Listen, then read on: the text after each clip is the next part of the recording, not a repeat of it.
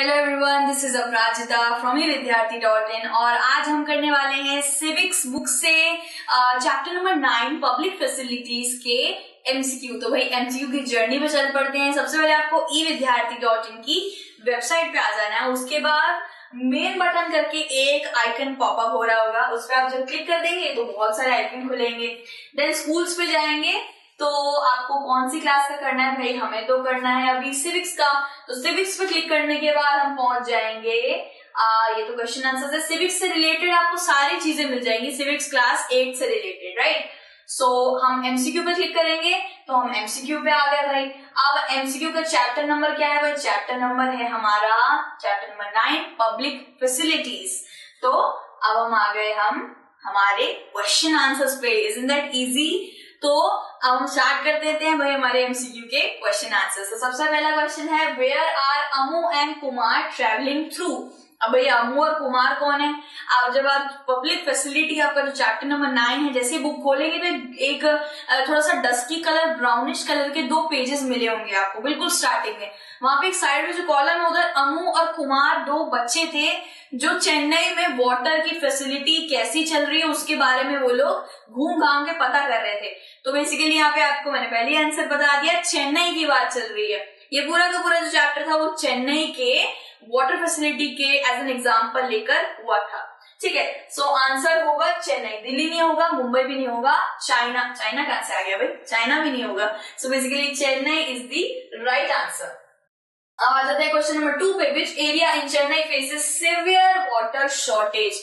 ऐसा कौन से इनमें से भाई एरिया है जो water shortage, severe water shortage यानी बहुत खराबी आ रखी है वाटर शॉर्टेज में, वाटर बहुत कम है, इनमें से कौन सा है? Madipakkam, Mylapore, slum near Saidapet, all these area. तो बेसिकली आपने इस चैप्टर के अंदर 4 पर्टिकुलर एरिया की स्टोरी सुनी थी, ठीक है। यहाँ पे तो 3 है, चौथा कौन था? चौथा था अन्ना नगर वाला। अन्ना नगर में आई थिंक एक भाई लश ग्रीन्स एंड एक बढ़िया से घर में रह रहे थे, एक इंसान रह रहा था वो, उसके पास तो बिल्कुल अच्छी खासी वाटर की फैसिलिटी थी। मदिपक्कम में आई थिंक सुब्रमण्यम रह रहा था जिसको पानी की बहुत ज्यादा किल्लत हो जाए। आई थिंक वो बोरवेल वाटर यूज करता था और पीने के लिए आई थिंक वो पीने के लिए बॉटल खरीद के लाता था।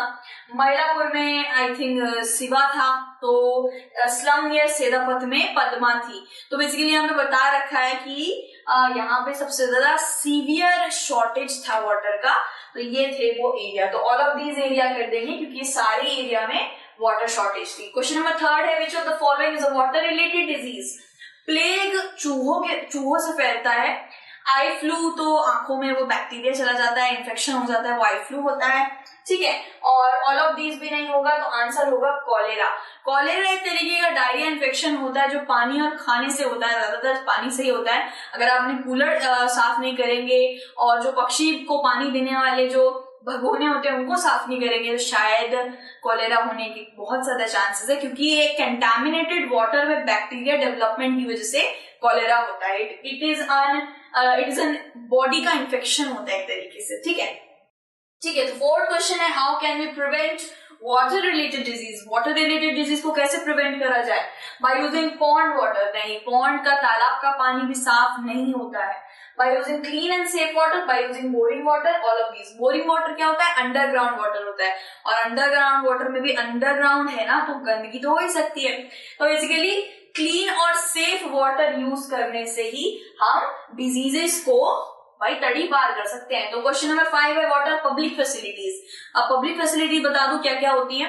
पब्लिक फैसिलिटी वो होती है जो सारे यूज कर सकते हैं, बहुत बड़े लार्ज पब्लिक या लार्ज पॉपुलेशन यूज कर सकते हैं, जैसे इलेक्ट्रिसिटी हो गई, हॉस्पिटल हो गया, पुलिस स्टेशन हो गया, चर्च हो गया। यहाँ पे तो हम लोग सब यूज करते हैं। आपने भी कभी चर्च गए होंगे, हम भी गए होंगे, इलेक्ट्रिसिटी तो हर कोई यूज करता है। तो some of the facility that are used by a large public, ठीक है। तो इसमें आ जाएगा non essential facility, both A and B, none of these. तो essential facility will be the right answer. Public facilities are essential for everyone. अब आ जाता है question number 6, Who carries the responsibility of providing public facility to the people? Electricity provide करना, health care provide करना, sanitation provide करना, ये सब कौन प्रोवाइड करता है? ऑब्वियसली हमारे जनता को प्रोवाइड करती है हमारी सरकार, हमारी गवर्नमेंट। ठीक है, यहाँ पे दे रखा है government, public, private organization, none of this. तो पब्लिक नहीं होगा ऑब्वियसली, पब्लिक खुद ही को क्यों देगी? प्राइवेट ऑर्गेनाइजेशन को भी बीच में काम दिया गया था, कहीं कहीं पे आपने चैप्टर में पढ़ा होगा, बोलीविया में काम दिया था पानी सप्लाई करने का, वाटर सप्लाई का, लेकिन बहुत ज्यादा पानी में पैसे बढ़ा के वो लोग पब्लिक को लूट रहे थे। तो इस बेसिकली ये काम डायरेक्टली गवर्नमेंट को ही जाना चाहिए। ठीक है, सो प्रोवाइडिंग पब्लिक फैसिलिटी का काम होता है गवर्नमेंट का। ठीक है, सो 7th क्वेश्चन है, which of the following is most important public transport? Public transport इनमें से कौन सा सबसे ज्यादा इंपॉर्टेंट है? तो पहला आता है एरोप्लेन, बोट, बस, कार। बोट, नाव तो कोई चलाता ही नहीं आज के वक्त पे। हाँ, शिप विप के लिए इंपोर्ट एक्सपोर्ट होता है, लेकिन वो लोग क्या यूज करते हैं सबसे ज्यादा? कार भी सबसे ज्यादा लोग यूज करते हैं, लेकिन इतना नहीं। जो जनता होती है सब तो कार अफोर्ड नहीं कर सकते। एरोप्लेन भी कुछ लोग ही अफोर्ड कर पाते हैं घूमने में। सबसे ज्यादा आपने कभी ना कभी बसेस में तो भाई ट्रैवल किया ही होगा, तो इसका आंसर होगा बसेस। बसेस हमारी सबसे मोस्ट पब्लिकली यूज्ड ट्रांसपोर्ट में आ जाता है। क्वेश्चन नंबर 8 है, where from the government gets fund for providing public facility? अब भाई ये जो इलेक्ट्रिसिटी प्रोवाइड करती है हमारी सरकार, हेल्थ केयर प्रोवाइड करती है, हॉस्पिटैलिटी प्रोवाइड करती है, ये सारी चीजों को प्रोवाइड करने के पैसे कहाँ से आते हैं? तो ऑब्वियसली इनकम टैक्स कलेक्शन जो होती है हमसे, उससे आते हैं।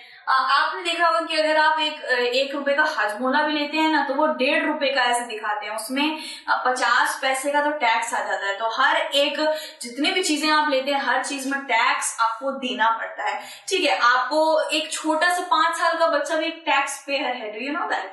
और पैन कार्ड के जरिए भी ऑब्वियसली सब टैक्स पे करते हैं। So fines collected from the people, other taxes collected from the people, जो लोगों से जितना भी फाइन, टैक्स, इनकम टैक्स सब कुछ कलेक्ट किया जाता है, उसी से पब्लिक फैसिलिटीज आती हैं। तो ऑल ऑफ दीज होगा इसका आंसर। अब आ जाता है क्वेश्चन नंबर 9 में, what is the main sources of water? Water के मेन सोर्सेज क्या होते हैं? ठीक है, municipal, borewell, river water, all of these. तो ऑब्वियसली सोर्सेज तो ये सारे हैं। रिवर वाटर भी आ जाता है, रिवर का पानी क्लीन और सेफ करके भी हम लोग पीते हैं। प्लांट, जो रिवर वाटर प्लांट होते हैं जहाँ पे पानी रिसाइकल होता है, तो रिवर का पानी भी रिसाइकल होता है, वो हम पीते हैं। ठीक है, बोरवेल का पानी, अंडरग्राउंड वाटर भी लोगों को दिया जाता है, और म्युनिसिपल वाटर भी दिया जाता है। तो all of these will be the right answer.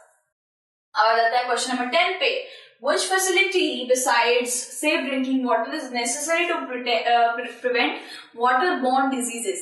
ऐसी कौन सी फैसिलिटी है सेफ वाटर ड्रिंक, जो सेफ वाटर है, साफ पानी है, उसको हटा के और भी कोई ऐसी फैसिलिटी है जिससे वाटरबॉर्न डिजीजेस नहीं आएंगे?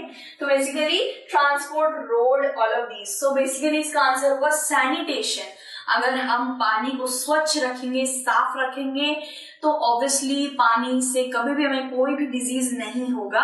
अगर हम लोग जो एक्सक्रीशन करते हैं, जो अपना जो मल मूत्र जितना भी होता है वो सब निकालते हैं, वो आप रिवर में ना निकाले, पॉन्ड में ना निकाले, वो स्वच्छता के साथ टॉयलेट में निकाले। साथ ही साथ आप देख लीजिए सैनिटेशन में आ जाता है, तो भाई टॉयलेट को साफ रखिए, टॉयलेट को गंदा मत रखिए, और नेचर को साफ रखिए, कहीं पे भी पानी इकट्ठा मत होने दीजिए। सब कुछ सैनिटेशन के अंदर फॉल करता है। ठीक है, तो आंसर विल बी सैनिटेशन। अब भाई हमारे सारे क्वेश्चंस हो गए हैं, 10 क्वेश्चंस थे इस एमसीक्यू के अंदर जो हमने झटपट कर लिए हैं। तो इसी के साथ आप भी ऐसे एक्सपर्ट बन जाएंगे अगर आप रोज रोज तो नहीं, कभी कभार थोड़ा बहुत हंसी मजाक में ऐसे करके आप ऐसे एक क्विज ले लीजिए, मजा आ जाएगा करने में। तो स्टडी रिलेटेड हेल्प अगर आपको किसी भी तरीके की चाहिए तो अभी vidyarthi.in की वेबसाइट पे जाइए। हिंदी मीडियम, इंग्लिश मीडियम सब में आपको अवेलेबल मिलेगा एमसीक्यू, ई book, question paper, revision paper, सब कुछ आपको वहीं पे मिल जाएगा। और इसी के साथ हम फिर से एक नए चैप्टर या एक नए एमसीक्यू के साथ आपसे जल्दी से मिलने वाले हैं। तब तक आप अपना ध्यान रखिए। Take care, bye bye.